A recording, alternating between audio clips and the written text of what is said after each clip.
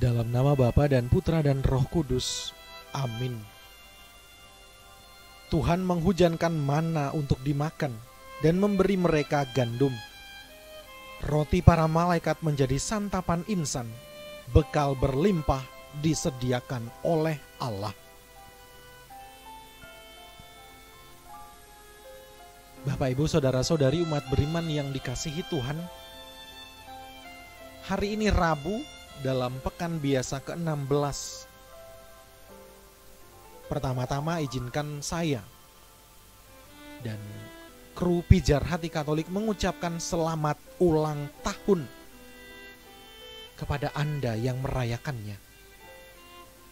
Semoga Tuhan sumber segala berkat memberikan Anda kesehatan jiwa dan raga, kecukupan rejeki, dan kebahagiaan di setiap perjalanan hidup Anda. Mari kita berdoa agar pandemi COVID-19 ini segera berlalu. Kita berdoa untuk bangsa kita, bangsa Indonesia. Bagi para pemimpinnya, semoga Tuhan menunjukkan jalan terbaik untuk mengatasi masalah ini, masalah pandemi COVID-19. Bacaan Injil hari ini mengisahkan tentang penabur. Sering kita mendengar bacaan seperti ini. Bagaimana Yesus berbicara kepada murid-muridnya melalui perumpamaan.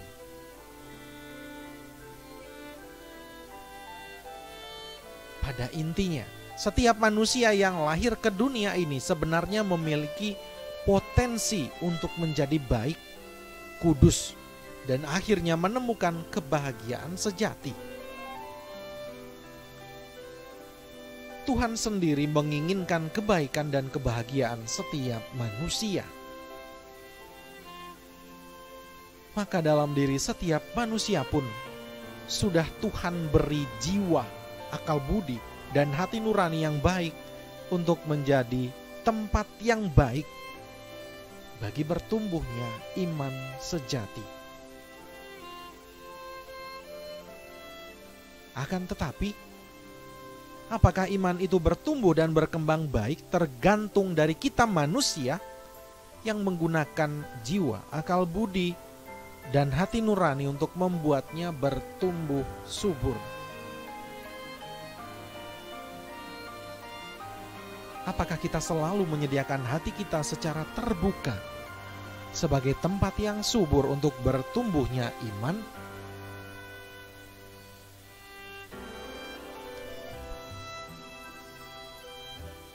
Sebentar lagi kita akan mendengarkan sabda Tuhan. Mari kita hening sejenak.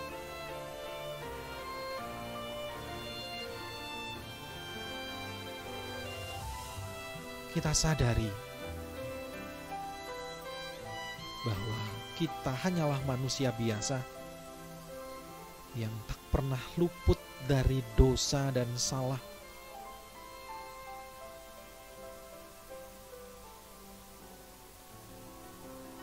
Mari kita akui kelemahan kita.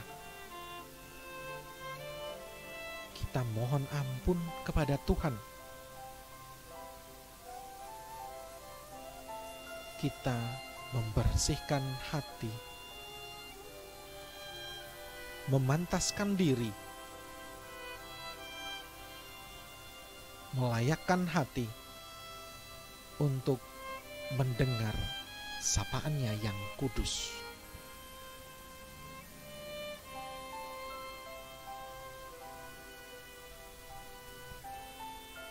Haleluya, haleluya, haleluya, haleluya. Benih itu melambangkan sabda Allah, penaburnya ialah Kristus. Semua orang yang menemukan Kristus akan hidup selama-lamanya. Haleluya, haleluya, haleluya, haleluya.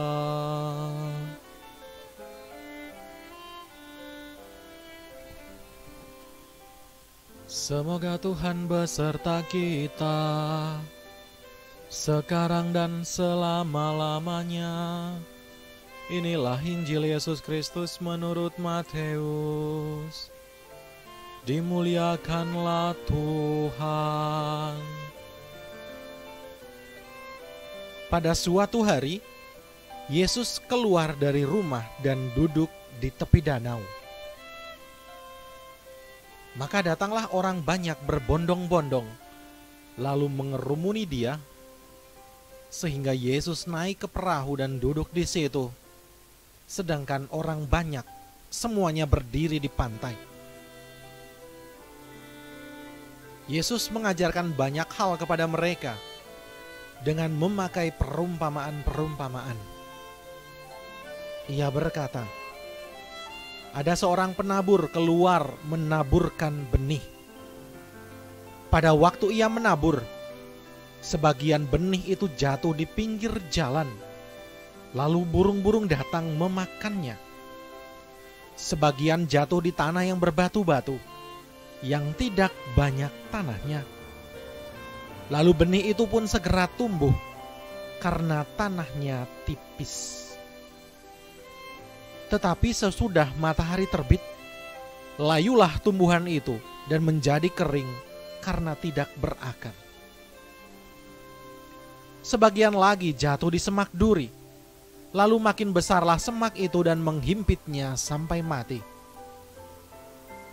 Dan sebagian jatuh di tanah yang baik, lalu berbuah, ada yang 100 ganda, ada yang 60 ganda, ada yang 30 ganda. Barang siapa bertelinga untuk mendengar, hendaklah ia mendengarkan.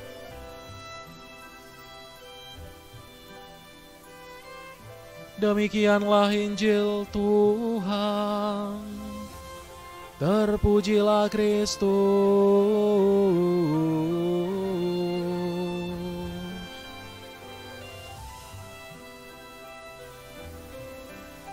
Hati yang murni. Bapak, Ibu, saudara-saudari umat beriman yang dikasihi Tuhan,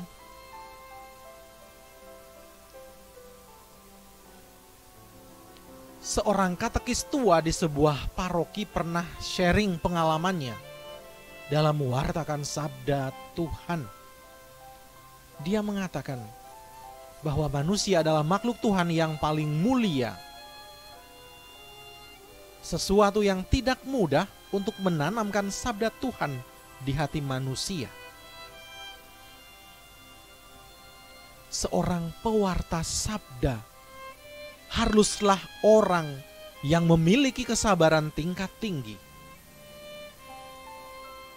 Sebab untuk menaburkan dan menumbuhkan sabda di hati manusia butuh proses yang panjang dan perjuangan yang berat.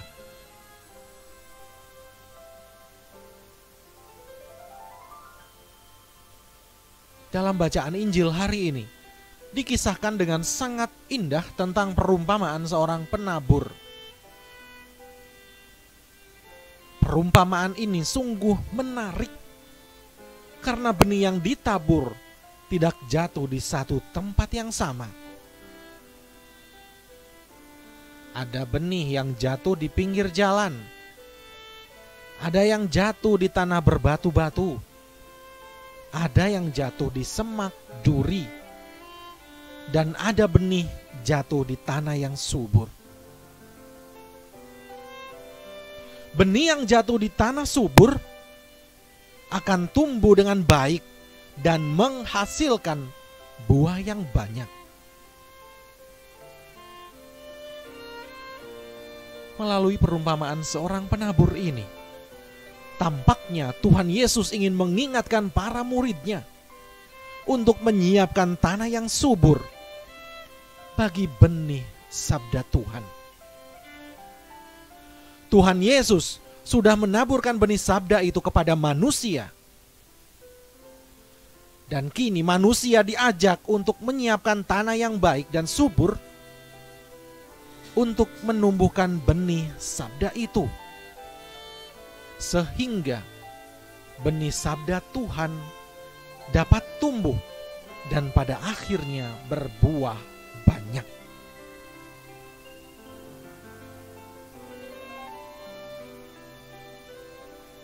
Umat beriman, hati yang murni adalah tempat yang subur dan baik untuk membuat sabda Allah itu hidup dan berbuah. Untuk menciptakan hati yang murni, manusia harus belajar untuk menyingkirkan segala keinginan tidak teratur, segala ambisi dan nafsu duniawi. Untuk menciptakan hati yang murni, manusia harus belajar untuk memaafkan dan mengampuni kesalahan orang lain. Untuk menciptakan hati yang murni, manusia harus belajar untuk menolak segala godaan dan rayuan iblis.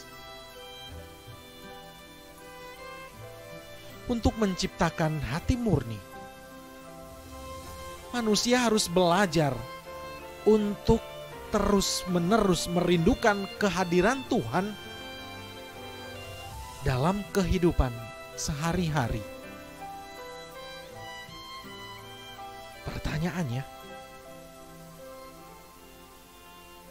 maukah kita belajar dan terus berjuang untuk menciptakan hati yang murni di setiap hari dalam hidup kita?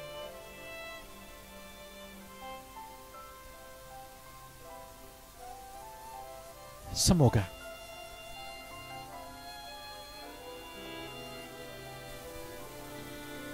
Marilah kita berdoa. Bapa Surgawi, bukalah hati kami bagi kuat kuasa firman-Mu untuk memperbaharui kami. Jadilah selalu pelita bagi jalan dan hidup kami. Ajarlah kami bagaimana berdiam dalam firman-Mu dan mengikuti Yesus, penebus dan guru kami. Semoga semakin hari kami senantiasa belajar dan terus berjuang untuk menciptakan hati yang murni, agar sabda itu bertumbuh dan berkembang di dalam hati kami. Bapa, Dikau kami puji bersama Putra dan Roh Kudus, kini dan sepanjang masa. Amin. Kemuliaan kepada Bapa dan Putra dan Roh Kudus, seperti pada permulaan, sekarang, selalu, dan sepanjang segala abad. Amin. Dalam nama Bapa dan Putra dan Roh Kudus. Amin.